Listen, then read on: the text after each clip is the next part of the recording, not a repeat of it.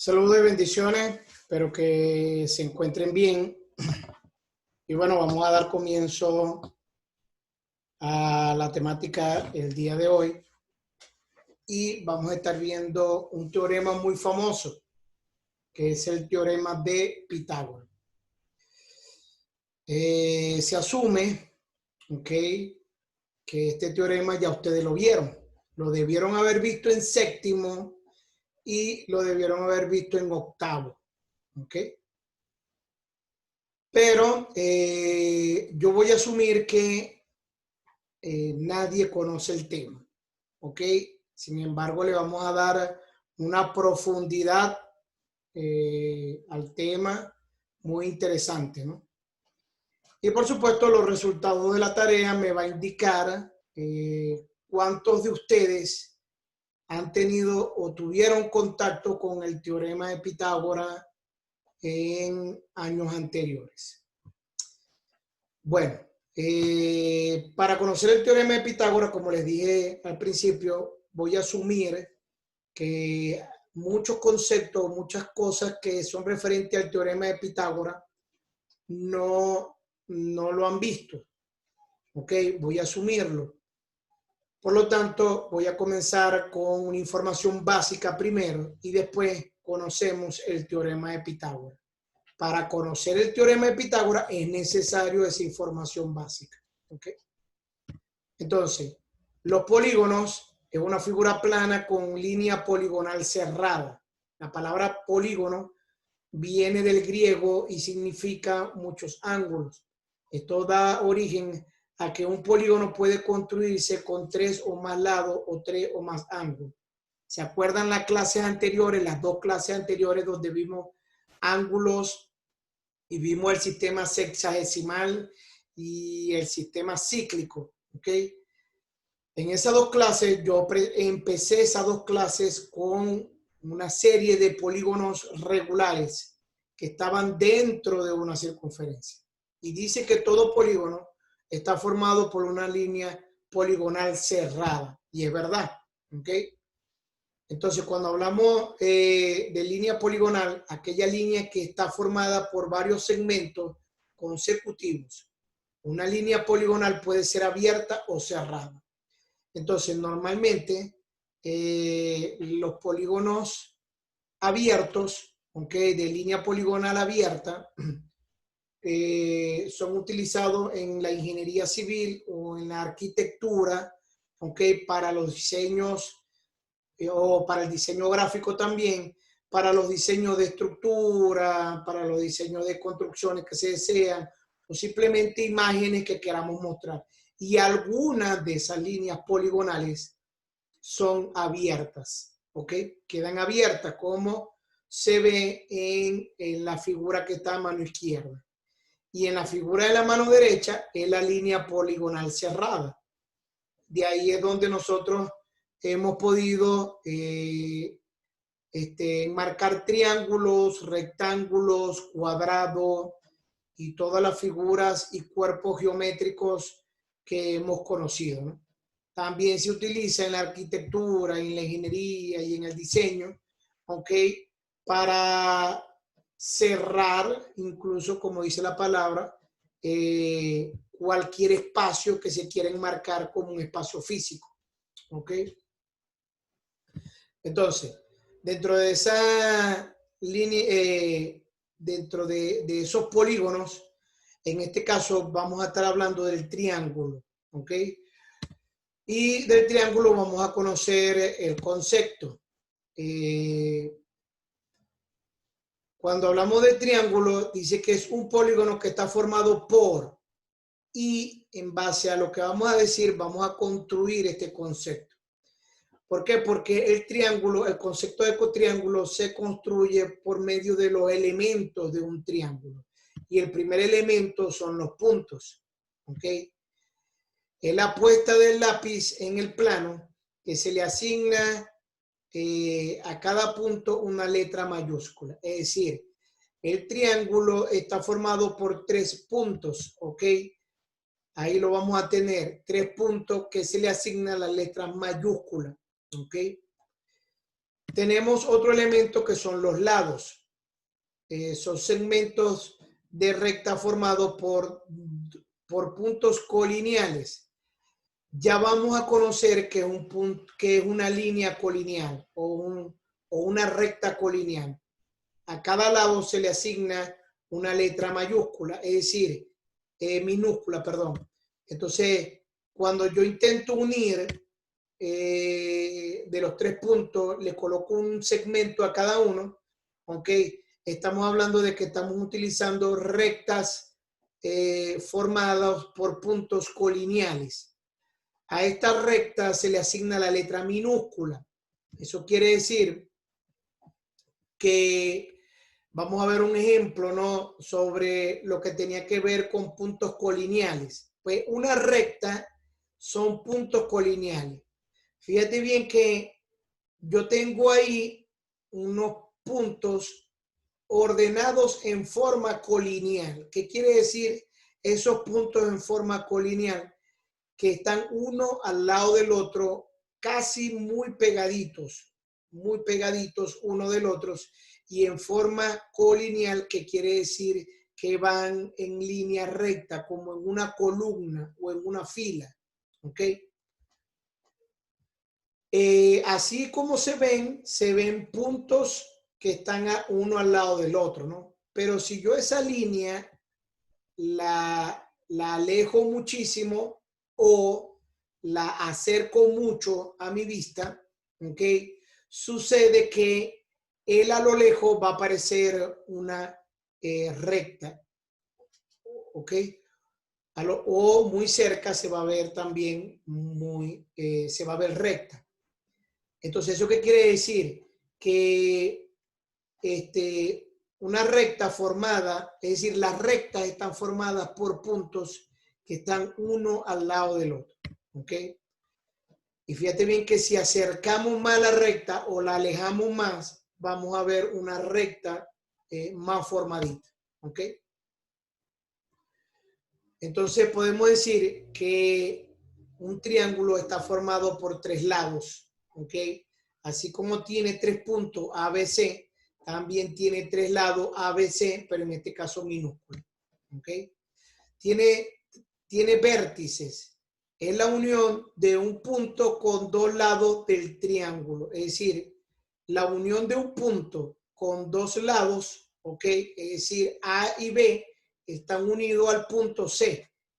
Igualito que A, el punto A está unido a el punto A tiene 2 rectas unidas ahí que son B y C. Entonces, por lo tanto, está unido por 3 vértices que se escriben de esta manera. Vértice CBA. Fíjense bien que la B, ¿ok?, es el vértice. El valor que está en la letra del centro es, vamos a decir así, el punto central de ese vértice. En el siguiente, BAC, es decir, que A, en el punto A está ese vértice, y el vértice ACB, en este caso, el punto C es el vértice que estamos observando. Entonces, repetimos, es un polígono que está formado por 3 puntos, 3 lados y 3 vértices. ¿Qué más tiene un triángulo? Tiene ángulos, es la medida en grado de la abertura de cada vértice. Eso lo vimos en clase anterior, donde vimos que tanto el vértice como el ángulo lo vimos en clase anterior. Y vimos que el ángulo se mide con un transportador, ¿no? Entonces, estos ángulos incluso se pueden identificar o con la misma letra mayúscula, o se le dan letras griegas o símbolos matemáticos en griego. En este caso, agregué alfa, beta y teta, ¿ok? Es decir, que él está formado por 3 ángulos, alfa, beta y teta, ¿ok? Y la suma de sus 3 ángulos es igual, en este caso los ángulos internos, ¿no? Esos ángulos alfa, beta y teta, al sumarlo me tiene que dar 180 grados, ¿ok? La suma de esos 3 ángulos me tiene que dar 180 grados. Entonces, esa es la característica principal de un triángulo. Entonces, ¿qué es un triángulo? Es un polígono que está formado por 3 puntos, 3 lados, 3 vértices, 3 ángulos, y la suma de los 3 ángulos tiene que dar 180 grados. ¿Ok? Ahora, ¿cómo se clasifican los triángulos según sus lados? ¿Ok? Entonces, tenemos el primero, que es el triángulo isósceles. ¿Ok? Dice que dos lados de igual medida, ángulos basales de igual medida, y sus ángulos son agudos. ¿Ok? Esto lo estudiamos en la clase anterior, que son ángulos agudos que tienen menos de 90 grados. Es decir, que todos sus ángulos tienen menos de 90 grados. Y en este caso, él tiene una característica muy particular, que dos de sus lados son iguales y uno es diferente. ¿Ok?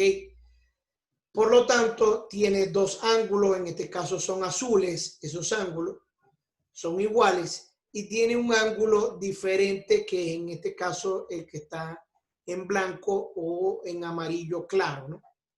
¿Ok? Pero no se les puede olvidar que igualmente la suma de los 3 ángulos me tiene que dar 180 grados. El triángulo equilátero, ¿ok? Es aquel que tiene los 3 lados iguales, los 3 lados iguales, ¿ok? Por lo tanto, tiene 3 ángulos iguales. Por lo tanto, si tienen 3 ángulos iguales, ya automáticamente sabemos cuánto valen sus ángulos. ¿Cuánto valen sus ángulos? 60 grados. ¿Por qué? Porque si tiene los ángulos iguales y la suma de los 3 ángulos que están en verde me tienen que dar 180, entonces cada uno debe valer 60 para que me dé 180 grados. ¿Ok?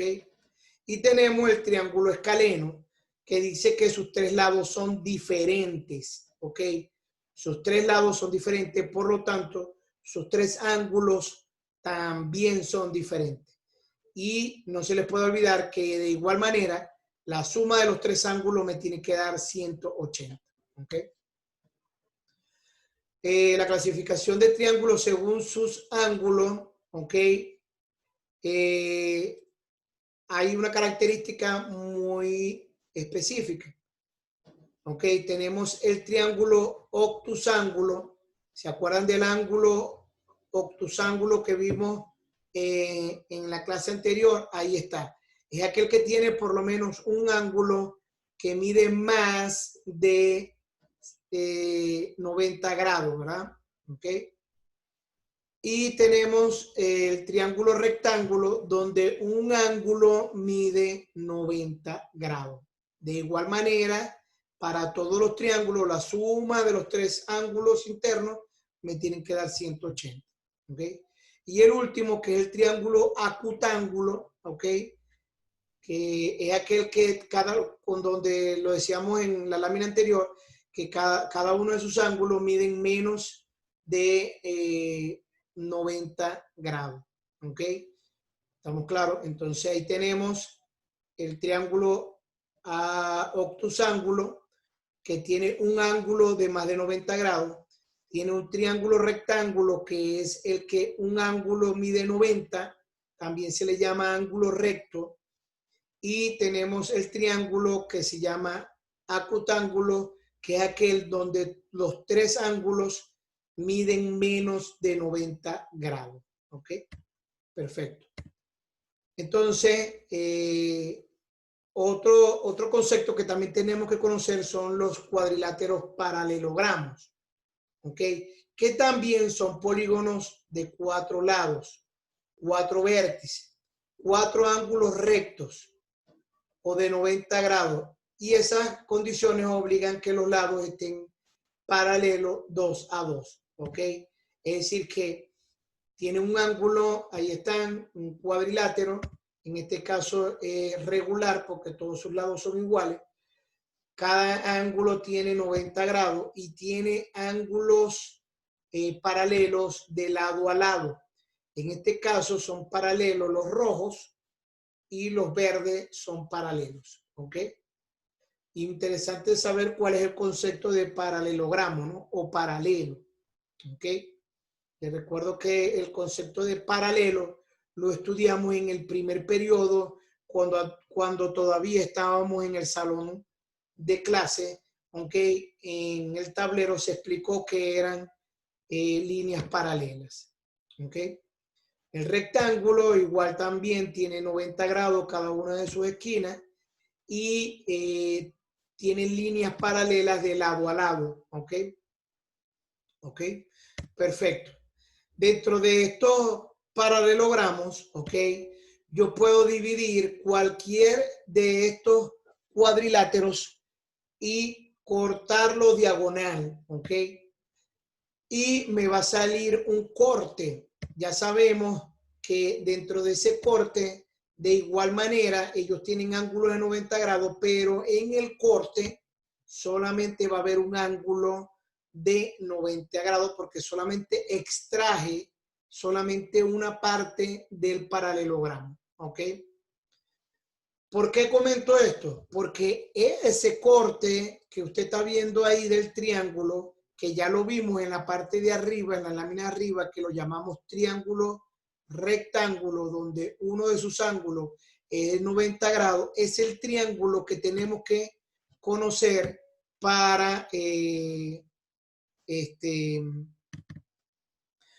para esta clase, ¿no? Entonces, esta clase está referida al teorema de Pitágoras, ¿ok? Pitágoras de Samos, ¿ok? Que eso data de la época de 582 a 507 a.C. Fue un filósofo matemático griego famoso por su teorema de Pitágoras, que en realidad pertenece a la escuela pitagórica, es decir, él hizo la propuesta, Pitágoras, no sé, lo pintó, lo dibujó, lo explicó, lo armó. Pero de pronto Pitágoras nunca supo el poder de lo que él estaba diciendo con ese teorema. ¿Ok? Es decir, que él fue el creador, pero él no fue el que lo dedujo o lo demostró o dijo, bueno, este teorema, ¿ok? Lo podemos usar para... ¿Okay? Y eso ha cambiado, incluso el teorema de Pitágoras ha cambiado nuestra vida en todos los aspectos, ¿no? En el área científica. Quien demostró dicho teorema fue uno de sus discípulos en la escuela pitagórica. ¿Se acuerdan de la película Cómics que le pasé de Disney? Donde ellos se reunían en cuevas, en cavernas, escondidos para estudiar cosas de la ciencia en el área de la filosofía, de la matemática, de la física, de la química. Y Pitágoras fue el que organizaba estos grupos y se reunían escondidos y utilizaban una simbología muy particular en su mano que le permitía entrar al círculo de esta reunión, ¿no? De ahí incluso se salieron las primeras tonadas musicales de esas reuniones, ¿no? El que dedujo este teorema fue Hipaso de Metaponto, ¿ok? Este personaje fue el que pudo deducir, ¿ok? Y explicar el teorema que después más adelante se le dio nombre al teorema de quien lo creó, que fue Pitágoras, ¿ok? Y todo está relacionado al triángulo rectángulo, es decir, no importa cómo mires el triángulo, pero uno de sus ángulos tiene que tener 90 grados. Si el triángulo cumple con esa condición de que una de sus esquinas mide 90 grados o es un ángulo recto, ¿ok? Entonces nosotros podríamos estar utilizando el teorema de Pitágoras, ¿ok? El teorema de Pitágoras dice que en todo triángulo rectángulo la longitud de la hipotenusa al cuadrado es igual a la suma de las longitudes de los catetos al cuadrado. Vamos a ver cómo es eso, ¿ok? Como ya les dije, él se aplica solamente en triángulos rectángulos y voy a tener la hipotenusa como el lado más largo del triángulo, Este lado lo voy a conocer porque siempre va a estar opuesto al ángulo de 90 grados. Y va a ser el lado más largo, ¿no? También va a estar formado por catetos, ¿ok? Que en este caso quisimos llamarle B y C, ¿ok? Pero estos catetos no importa el nombre que usted le dé, ¿ok? A los dos le puedo llamar C o a los dos le puedo llamar B, ¿ok? Lo único es que estos catetos se saben que están unidos al ángulo de 90 grados. Fíjate bien que esos dos lados son segmentos que están unidos al ángulo de 90 grados. Cosa que no está la hipotenusa. El segmento de la hipotenusa no toca el ángulo de 90 grados. ¿Ok? Entonces, ahí tenemos esa característica que B y C son catetos y son lados que están unidos al cateto al ángulo de 90 grados. ¿Ok? Perfecto. Y el concepto dice, o lo que estableció el teorema de Pitágoras, que fue deducido por sus estudiantes, es que la hipotenusa al cuadrado, es decir, A al cuadrado, va a ser igual a B al cuadrado más C al cuadrado. Quiero resaltar que el orden de B y C es indiferente. Tú también puedes decir primero C al cuadrado más B al cuadrado. ¿Ok? Esto quiero decirlo porque a veces nos aferramos que primero tiene que ser B, ¿ok? Y que después tiene que ser C. Incluso a veces en los cálculos no se le dan no se le dan ni letras, simplemente se colocan los valores, se elevan al cuadrado ambos y ya, ¿ok? Ahora, para resolver esta ecuación, por ejemplo, para obtener el valor de la hipotenusa, ¿ok? En este caso, que es la letra A, yo necesito utilizar unas técnicas de matemáticas que son importantes que ya ustedes conocen, ¿ok? Que eso está en las propiedades de la potencia o en las propiedades de la raíz, también lo podemos usar. Para yo poder calcular el valor de A, ¿ok? Necesito eliminar el 2 que tiene la A. Y para eliminar ese 2, ¿ok? Yo tengo que agregar a ambos lados de la ecuación, le tengo que agregar una raíz. Ahora, como sabemos que la raíz cuadrada es la inversa, porque eso lo estudiamos muchísimo en el segundo periodo, en el primer periodo también lo estudiamos, donde la inversa de la potencia, ¿ok? Es la raíz cuadrada, ¿ok? Perdón, la raíz cuadrada es la inversa de la potencia. Entonces, si tengo una raíz cuadrada y tengo una potencia elevado a la 2, eso lo que hace es que elimina los cuadrados. Es decir, elimino el 2 de la raíz y elimina el 2 de la A, ¿ok?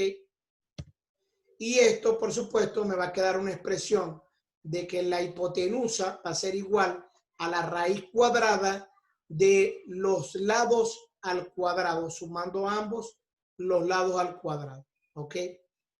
Eso lo voy a aplicar siempre cada vez que yo necesite calcular la hipotenusa. ¿Ok?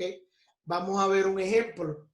En la siguiente imagen, calcular el largo de la escalera cuando sabemos que tiene una altura de 3 metros y sabemos que tiene un ancho de 4 metros. ¿Ok? Sabemos que hay un ángulo de 90 grados con respecto al piso. Es importante eso. Vamos a resaltar eso acá. Ok, vamos a ver si aquí lo tengo. Fíjate bien que entre el piso, ok, y el tubo en este caso de la escalera, hay un ángulo de 90 grados. Aquí hay un ángulo de 90 grados. Por lo tanto, estoy en presencia de un triángulo rectángulo. ¿Ok? De un triángulo rectángulo. Entonces, como lo primero que hay que revisar es eso. Yo no puedo aplicar el teorema de Pitágoras para cualquier triángulo. Lo primero que tengo que revisar es que si el triángulo tiene un ángulo de 90 grados. ¿Ok? Entonces, ya sabemos que vamos a utilizar esa fórmula y me están pidiendo A. Y A es el largo, esto que está acá, A es el largo de la escalera, ¿ok? Pero me están pidiendo A, por lo tanto tengo que eliminar el 2 de la A. Para eliminar el 2, le agrego raíz cuadrada a ambos lados. Eso me permite eliminar el 2 de la raíz con el 2 de la potencia y automáticamente me queda la fórmula de A igual a la raíz cuadrada de B cuadrado más C cuadrado. ¿Ok? Y ya, yo lo que tengo que aplicar es matemática ahora, sencilla de primaria. ¿Ok? B me vale 3 metros cuadrados y C me vale 4 metros cuadrados. 3 al cuadrado ya sabemos que es 3 por 3. ¿Ok? Y 4 al cuadrado ya sabemos que es 4 por 4. ¿Ok? Fíjate bien, ahí está 3 al cuadrado y 4 al cuadrado. ¿Ok? 3 al cuadrado es 9. Y 16 y 4 al cuadrado me da 16. ¿Ok? Fíjate bien que en este caso las unidades también quedan elevadas al cuadrado. ¿Ok? Porque todo estaba elevado a la 2. Pero ellos quedan así, simplemente como metros cuadrados. Los números sí cambian, 3 al cuadrado es 9 y 4 al cuadrado es 16. 9 más 16 me da 25. Después voy a la calculadora o sin calculadora. Es muy sencillo. ¿Cuál es el número multiplicado 2 veces que da 25? ¿Verdad que es 5? ¿Okay? Entonces, la regla de 5 es 5. Y fíjate bien que ahí hay un artificio donde la raíz cuadrada elimina el cuadrado del metro también. ¿Ok? Y la raíz cuadrada de 25 en 5 y me queda metros. ¿Ok? Entonces, la distancia que hay, ¿ok? En la escalera, es importante eso, ¿ok? Es de 5 metros. Entonces, el largo acá, ¿ok? Vamos a ver si puedo hacerlo acá. ¿Ok? Ahí está. El largo de esta escalera es de 5 metros. ¿Ok? ¿Estamos claros? ¿Cómo sé yo que ese resultado está bueno? Buena pregunta, ¿verdad? Pero es una pregunta muy sencilla. Hace rato dijimos que la hipotenusa es el lado más largo del triángulo rectángulo. Por lo tanto, si me dio 5 y él es mayor que el lado vertical, que valía 3, y el lado horizontal, que valía 4, y el lado de la hipotenusa me dio 5. Eso es un indicativo para yo decir, estoy bien, hice el ejercicio bien. ¿Por qué? Porque el lado que ando buscando, que era el lado más largo, me dio más largo que los otros dos. Entonces, esa información es sumamente importante porque de seguro lo voy a hacer cuando estemos en prueba acumulativa. Voy a preguntar cosas como esas referente al lado más largo del teorema de Pitágoras o del triángulo rectángulo. ¿Ok? Perfecto. Entonces, tarea. La tarea va referida a dos imágenes. Imágenes que no es necesario que hagan el dibujo tan bonito como está ahí. Hagan algo sencillo, algo básico, ¿no? Incluso lo puede ser a pulso. No tienen que estar utilizando muchos recursos para que usted lo haga, ¿no? El ancho, el largo de esta cancha de fútbol profesional, ¿okay? Es de 120 metros. Y el ancho es de 90. Aquí están, ¿ves? Son valores que ya me lo están dando, ¿ok? Entonces, el largo de la cancha es de 120 y el ancho es de 90. Queremos saber si un jugador, ¿ok? Arranca un jugador que esté parado acá, ¿ok? En esta esquina de la cancha, ¿ok? Aquí lo estamos intentando dibujar, e intenta correr en línea recta hasta la otra esquina, ¿ok? Y llegar hasta la otra esquina. Queremos saber qué distancia es la que recorre, ¿ok? Queremos saber qué distancia es la que recorre. Entonces, nos están pidiendo esa carrera, la distancia de la carrera de un jugador de este banderín hasta el otro banderín de forma cruzada de la cancha. ¿Ok? Saber cuánto vale. Para eso usted tiene que aplicar los procedimientos que aprendimos en las láminas anteriores. Otro que tenemos acá, ¿ok? Ese balón está ubicado exactamente en toda la línea que divide la cancha, ¿ok? O justamente en la parte de arriba donde está la malla de voleibol, ¿ok? Ese hombre salta 3.5 metros para golpear el balón, ¿ok? 3.5 metros. En el momento que golpea el balón sale disparado hacia el otro lado de la cancha, ¿ok? Y toca el piso, ¿ok? Pero con respecto a la línea de la malla, ¿ok? Hay una distancia de 2 metros, es decir, entre la línea que separa las dos canchas hasta donde cayó el balón, hay una distancia de 2 metros, ¿ok? La pregunta es, ¿cuál es la distancia recorrida por el balón desde el momento que la golpearon hasta tocar el piso? ¿Qué distancia en este caso recorre? Igual de esta manera no tienen que hacer el dibujo, nada que ver, no tienen que hacer la imagen, simplemente de pronto hacer algo representativo, ¿ok? Y la próxima clase yo les voy a enviar le voy a enviar un link donde usted pueda enviarme 2 fotos. Una de la resolución de la cancha de fútbol y otro, ¿ok? Con el proceso de lo que está sucediendo en el juego de voleibol, ¿ok? Y lo que me están pidiendo, la distancia de recorrido después que golpean el balón, ¿ok? Entonces, con esto nosotros damos por culminada la clase. Importante bendecir a su familia, a sus padres, deseando que estén bien, ¿ok? Y que puedan cumplir con sus compromisos como siempre lo han hecho. Bendiciones.